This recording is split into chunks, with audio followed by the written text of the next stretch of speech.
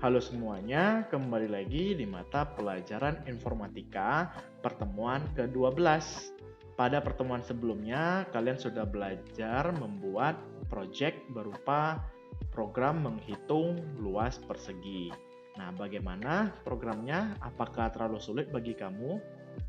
Nah, seharap ya kalian bisa mengerjakannya dengan mudah. Nah, jika kamu merasa proyek yang minggu lalu itu terasa lebih sulit, nah di pertemuan kali ini kita akan membuat program yang seturunkan sedikit tingkat kesulitannya. Yaitu kita akan membuat kembali proyek biodata.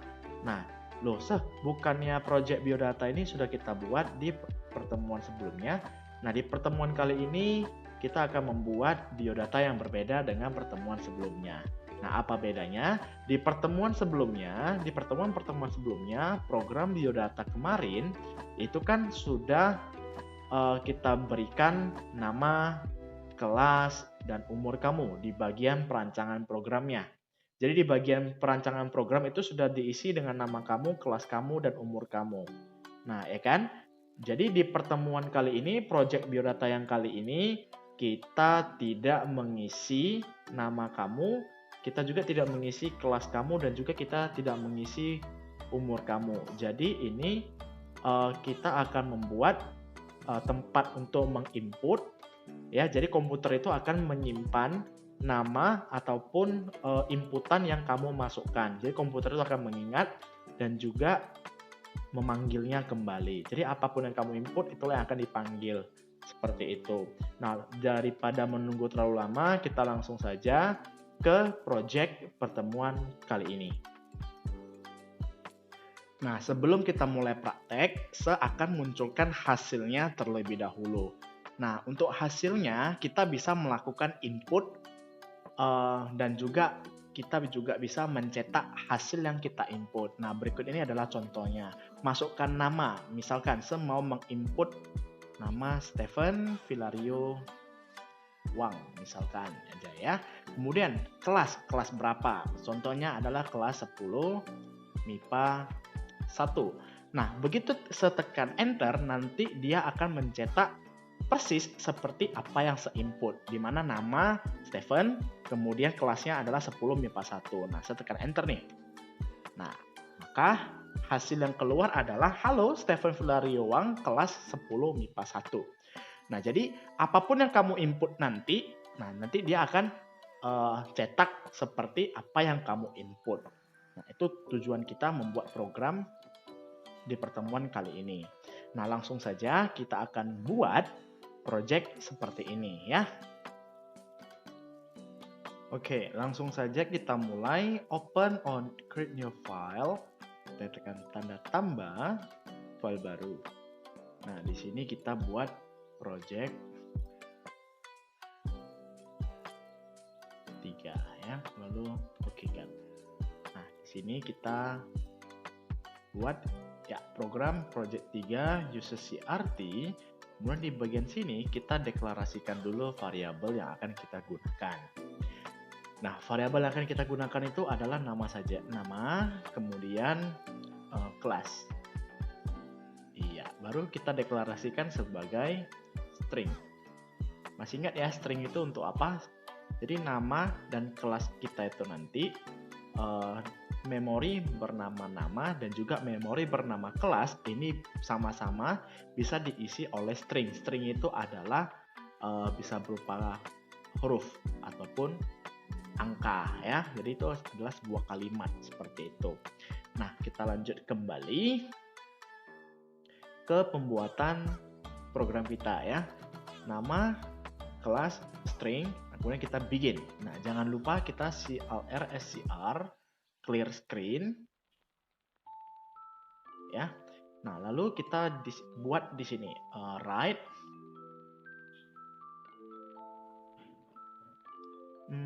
masukkan nama.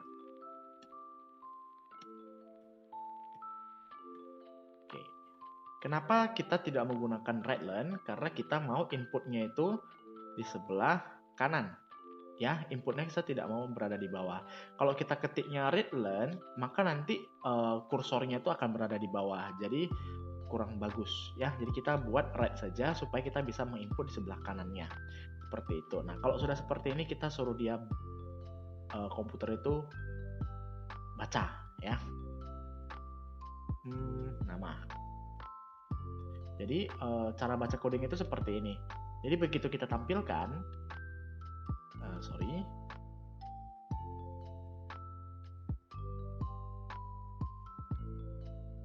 Jadi begitu kita tampilkan, oh selupa ada var di sini, ya. Oke, ketika saya tampilkan, nah jadi dia kursornya itu berada di sebelah kanan, bukan berada di bawah. Kalau kita mengetiknya itu right learn, nah maka inputan itu berada di bawah. Seperti itu ya. Kita kembali lagi. Ini kita perbaiki dulu jadi right. Kemudian, nah read nama ini maksudnya apa? Kita suruh komputer simpan apapun yang kita input di bagian nama tadi di tempat nama, seperti itu ya. Kita lanjut lagi, right. Kita masukkan inputan kita yang kedua, kita buat bagiannya dulu. Kemudian kelas. Iya, kita tutup. Oke. Nah, kita lakukan hal yang sama lagi ya, tapi di sini adalah kelas. Seperti itu. Sudah selesai ya. Jadi kemudian kita cek dulu. Nah, namamu misalkan namanya Stephen Villario. Nah, di sini kan kita masih ke bagian right. Nah, fungsi dari read learn ini untuk apa? Begitu kita tekan enter, nama Stephen Villario Wang ini sudah tersimpan di memori dengan nama. Jadi memori nama ini sudah berisi Stephen Villario Wang. Seperti itu. Kalau saya tekan enter, nah dia muncul kelas. Nah, bagian right dari kelas. Kemudian kita input 10 MIPA 1. Nah, kalau saya tekan enter, nah maka komputer ini sudah menyimpan nama dan juga kelas kita ke memorinya masing-masing. Stephen Villario Wang di variabel nama, 10 MIPA 1 di variabel kelas. Nah, apakah ini sudah selesai? Belum. Sedikit lagi akan selesai. Nah, kita akan membuat komputer ini cetak apa yang kita input. Seperti itu ya. Jadi, kita kembali lagi. Kita mau suruh komputernya ini cetak. Jadi, right kurung halo petik, ini kasih space sedikit ya supaya tidak lengket namanya nanti ya, baru koma, kita panggil variabelnya seperti itu. Jadi kita tidak perlu ketik lagi, nanti dia akan menyesuaikan apa yang kita ketik pada saat menjalankan programnya. Kemudian kasih tanda koma, petik lagi dari kelas, baru kasih tanda koma, kita panggil kelasnya, kelas, kasih tutup kurung, kasih tanda titik koma, selesai deh. Kita tes kompilasi dulu ya. Iya, kompilasinya berhasil, sekarang kita jalankan. Nah, masukkan nama yang lain deh, bukan nama Stephen lagi. Steffi Villaria Wang. Kemudian kelasnya ganti juga deh, 12 MIPA 1. Nah, begitu saya tekan enter, maka komputer ini akan memanggil nama seperti nama yang telah saya input. Jadi komputer ini menyimpan sendiri ya nama Steffi Villaria Wang ini di memori nama. Kemudian untuk 12 MIPA 1-nya dia akan menyimpan di memori kelas sesuai dengan yang kita input seperti ini. Nah, masukkan nama. Nanti apa yang kita ketik di sini akan disimpan di memori nama. Begitu juga dengan kelas. Kita input apa di sini, kelas berapa kita, nanti komputernya secara otomatis akan menyimpan di variabel kelas. Kalau kita suruh dia simpannya di kelas seperti itu ya. Jadi ketika dijalankan itu seperti ini. Nah, Steffi Vilaria Wang. Nah, begitu kita tekan enter, komputer ini sudah menyimpan nama Steffi ini ke variabel nama. Begitu juga dengan kelas nanti, 12 MIPA 1. Ketika saya tekan enter, maka komputer sudah menyimpan nama dan juga kelas ke masing-masing variabel ya. Steffi itu di variabel nama, 12 MIPA 1 itu di variabel kelas, seperti itu. Nah, jika saya tekan enter lagi, maka komputer ini akan meng-output atau mencetak seperti yang saya tekan ini, seperti yang saya input ini. Nah, maka benar ya. Halo, Steffi Vilariawang dari kelas 12 MIPA 1. Nah, jadi silakan diketik ya code seperti ini. Nah, saya akan berikan sedikit waktu dulu. Nah, silakan kamu ketik code seperti ini, kemudian kamu tes kompilasi dulu. Jika kompilasinya berhasil, maka kamu akan lanjut dengan mengeksekusinya seperti itu.